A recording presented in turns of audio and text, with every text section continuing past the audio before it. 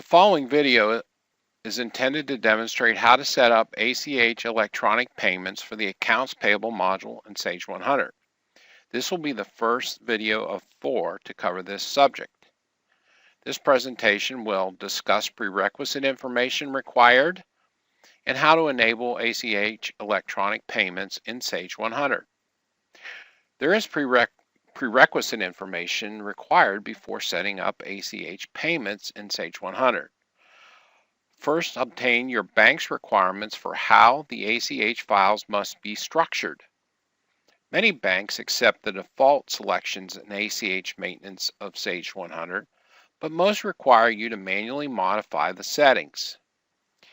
You will need to determine the directory to place the generated ACH files that will be uploaded to the bank. Since the file is not encrypted and can be saved by a text editor, it is important that the file location has the proper network security to allow access to only designated network users. You will also need to set up the proper Sage role security. The designated Sage user must have the proper rights in the task and module options for the role that he or she is set up to have. To demonstrate, we will show you. You'll go into Library Master, go into Role Maintenance, select the role,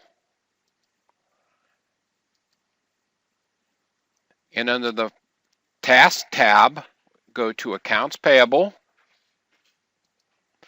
and we go into Maintenance and Data Entry, and we'll make sure that ACH Maintenance is checked. Next, we will go into Module Options, tab 3, and go into Accounts Payable. And we will make sure the Allow Electronic Payment Information to be printed is checked, and also Allow Vendor Electronic Payment is checked. When these are confirmed or checked, simply click Accept to save the role changes and exit. After this, go into Accounts Payable module, then go to Setup and select Accounts Payable option.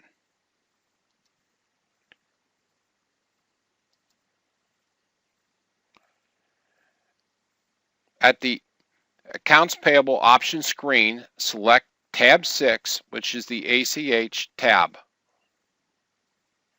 At the ACH tab, you will enable ACH electronic payments by clicking on the box adjacent to Enable ACH electronic payments.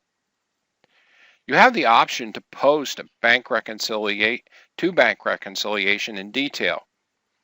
Select this checkbox to post ACH electronic payments that are processed to the bank reconciliation module in detail.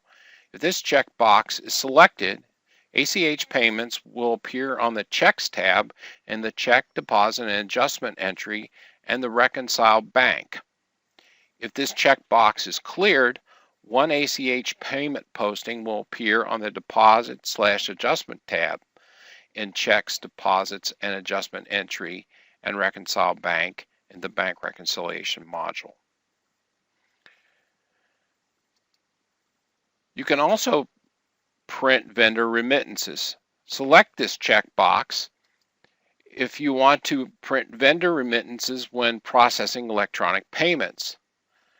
Clear this checkbox if you do not want to print vendor remittances. You can also specify the starting remittance number.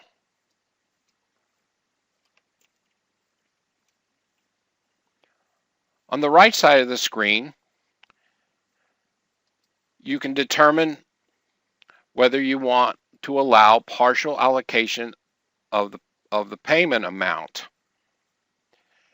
Select this checkbox to allow partial allocation of electronic payments. If this checkbox is selected and you process an electronic payment that is not fully distributed to the vendor's bank accounts defined in the Vendor Electronic Payment window in Vendor Maintenance, then the undistributed amount will be printed on a check. Typically, you will want to avoid this split payment, so usually this checkbox is left cleared. You can also specify how many years to retain electronic payment information. 2 years is the current year plus a prior year, so typically it is set to 5 years for storage of electronic payment history.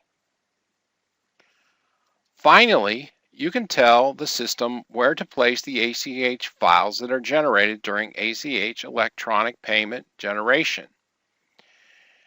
You would enter the full path to the folder where you want to save the electronic payment files, or click the Browse Directory button to the folder. For our purposes, I will just go out to the C drive of my local PC and select ACH Files.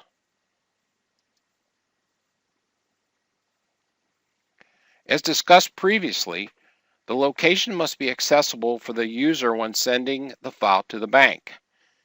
If this field is blank, the electronic payments will be saved in the Accounts Payable Company Data folder. When you are complete, click on Accept, which will save the settings and enable you to set up your ACH bank account and further set up your vendors to process electronic payments. The next step in the setup of ACH electronic payment processing is to set up the specific ACH information for the bank that you will be sending the ACH file to. Before setting up the information, contact your bank's technical customer service and request the necessary ACH file specifications for the bank and your bank account. In the next video, we will see how to use ACH maintenance to set up the ACH file structure as required by your bank. Thank you for your attention during this presentation.